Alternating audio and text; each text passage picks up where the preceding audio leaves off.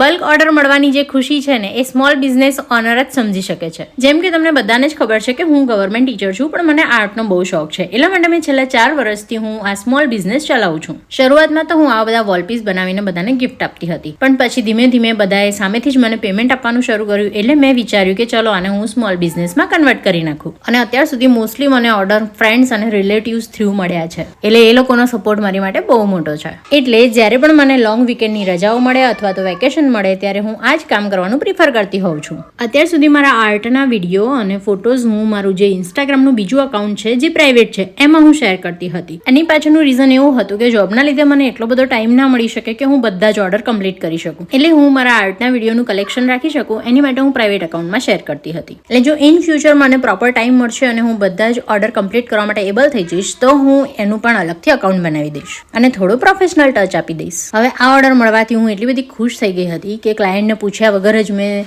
Circle MDF લઈને કામ ચાલુ કરી દીધું. પછી જ્યારે વાત થઈ ત્યારે ખબર પડી કે ભાઈ સ્ક્વેર કરવાની વાત થઈ હતી અને હું ભૂલી ગઈ હતી. પછી તો શું, મારા ક્લાયન્ટ સારા હતા જેમણે કીધું કે વાંધો નહીં, તમે મને અડધા સ્ક્વેર આપી દો ને અડધા સર્કલ આપી દો. એટલે થોડું ઘણું મટીરિયલ હવે મેં મૂકી રાખ્યું છે કે જે નેક્સ્ટ કોઈ ઓર્ડર આવશે એમાં કામ લાગશે. એટલે જો સ્મોલ બિઝનેસમાં આવું પણ થાય, આપણી જ ભૂલના લીધે આપણને જ ખોટ જાય. જો કે એ ખોટને પણ નફામાં ફેરવતા મને આવડે છે. અને ફાઇનલી સર્કલ MDF ના વોલપીસ છે ઓલમોસ્ટ રેડી થઈ ગયા છે. પણ હજી મેં શું બનાવ્યું છે એ તમારા માટે સસ્પેન્સ છે. એની માટે તમારે પાર્ટ 2 નો વેઇટ કરવો પડશે. તો બસ આવા જ ક્રિએટિવ વિડીયોને જોવા માટે મને ફોલો કરી દો, લાઇક કરી દો, શેર કરી દો, મારી YouTube ચેનલને સબસ્ક્રાઇબ કરી દો.